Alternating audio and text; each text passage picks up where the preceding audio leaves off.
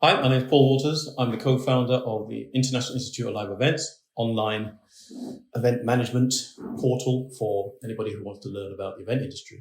So today we're looking at a subject area which people may find quite troublesome and also something that they may have to deal with at an event, and I hope they don't. It's all around what's determined as a critical incident.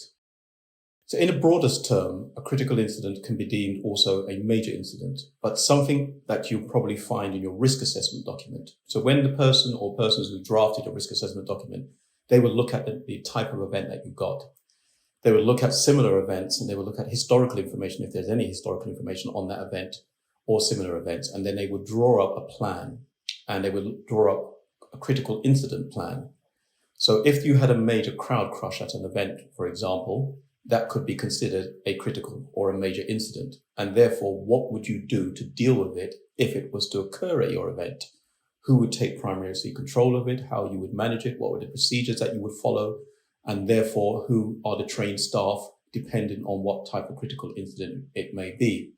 So this is a vital part of an event management plan, to have an understanding of certain things which are commonplace at some events, and particularly events where you may have large numbers of people confined in narrow or small places, and therefore they can cause what is known as a critical incident, and particularly a crowd crush or a crowd collapse. The critical incidents rest primarily with the event management team. However, depending on what that incident may be, it could be then escalated to one of your, let's say, emergency services. So it could be terrorism, for instance, and then you would have to involve another emergency services, and it could be a sort of somebody who's collapsed through an illness or an injury, and then you'd have to involve the ambulance. So you'd have to determine the incident and determine which services, be that emergency service or any other services you have on site, that will deal with that incident. And therefore, written into your plan would be how would they deal with that incident, how they get to that location, how would they, once they're at that location, then how is that area cordoned off or made safe, depending on what the incident may be. So all of those things and those scenarios, so to speak, are then developed through potentially your site group, your multi-agency meetings, but also then written up in your event management plan. So there's no ambiguity, there's no misunderstanding of what people should do in the event of a critical incident. Yeah, it's an unfortunate one, but it's one which we tend to read a lot about in the press, and press tends to pick up on these incidents because it's headline grabbing. And sometimes it puts the industry in a bad light for a number of reasons. A death on a site for anybody working at an event can be a traumatic experience for the attendees once they get to hear about it, but for the event management team who have to manage it, and also the emergency services who now have to investigate and administer any health or administer that person and take that person out of the event site, be that to put them in a morgue, if the event site has a morgue, or take them directly to a hospital. So the event that I worked at where that happened, and it came on the second shift of the night shift, and we got a call in from one of the arena tents that a person had collapsed. So the person hadn't died yet, but as the incident progressed over the period of the night, the person did die. So the call came in, we had to then respond to it. But the first response is to find a location. So even though the person given the call, we know the person where they are, or we asked that person where they're located, so they can give us a direct location to where they are. And they were in one of the marquees. The person had collapsed in the marquee, and therefore we had to then dispatch the ambulance service directly to that. And within the event management plan, what tends to happen, and it will depend on, like I said, the licensing requirement and also the event management team, is that you deploy medical staff at certain locations on the site of your festival.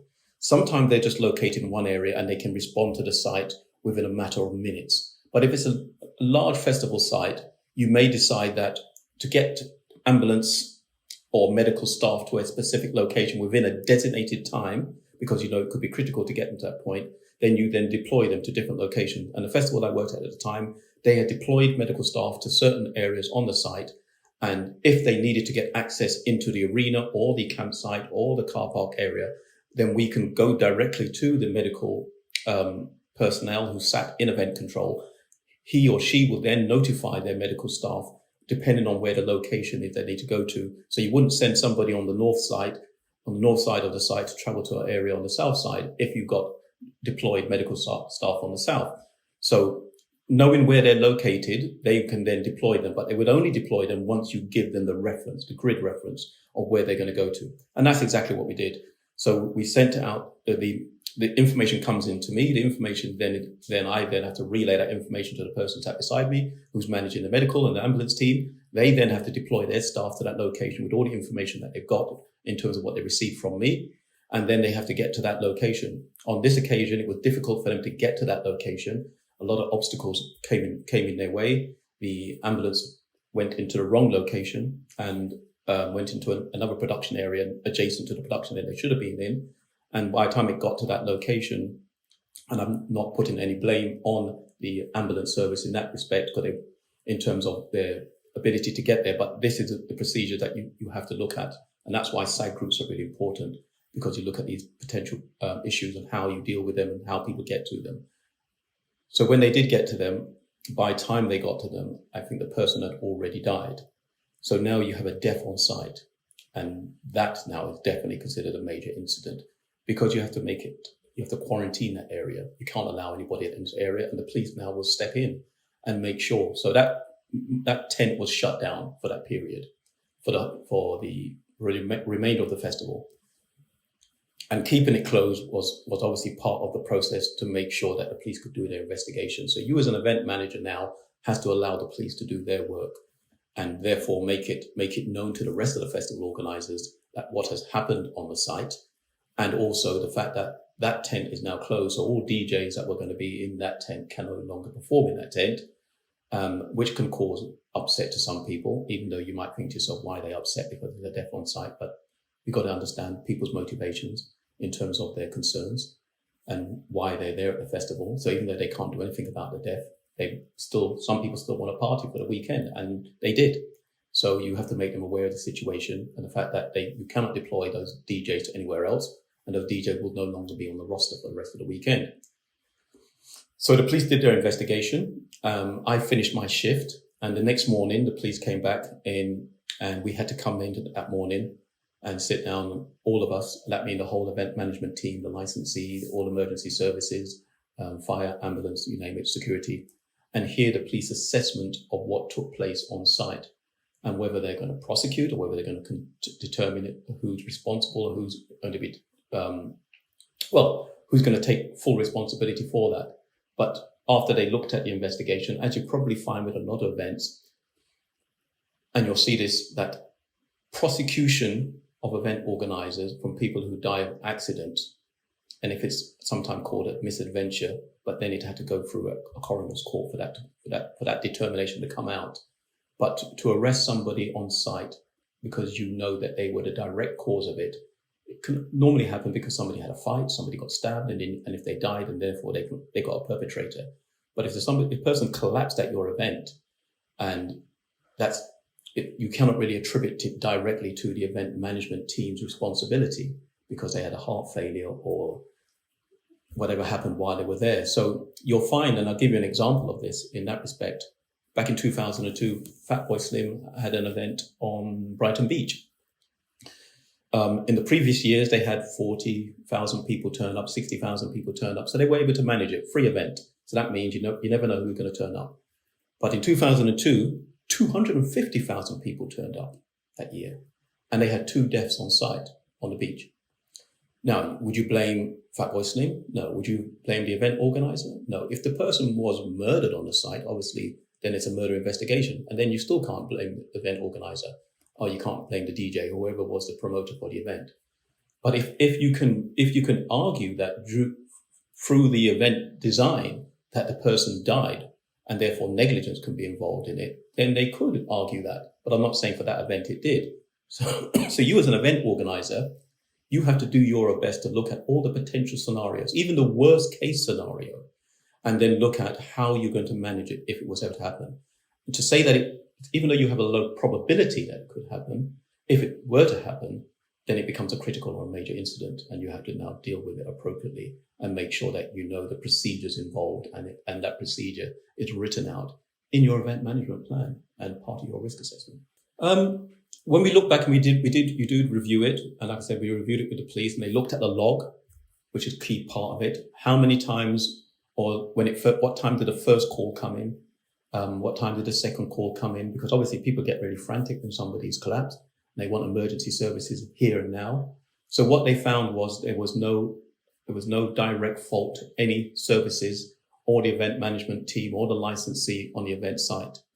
So when you say what could be done to make it better, my advice to anybody is that make sure that you have adequate emergency service at the event. Make sure you deploy them in areas that they have a good coverage of the site, and the response time has been worked out when the site is at full capacity. So in the event that you got to travel across a site to get to an incident of somebody who's in need of a medical emergency, the traveling time at full capacity can be diminished greatly. So making sure that you deploy them around the site to deal with those incidents. And you may not need them for the whole event, but that one time that you do need them, that's when they need to be ready and they can respond. It's a difficult one, because once you've dealt with an incident like that, then some people now have to reflect on themselves and what they did, how they did it. Did they work appropriately? Did they follow the rules? Did they follow the procedures?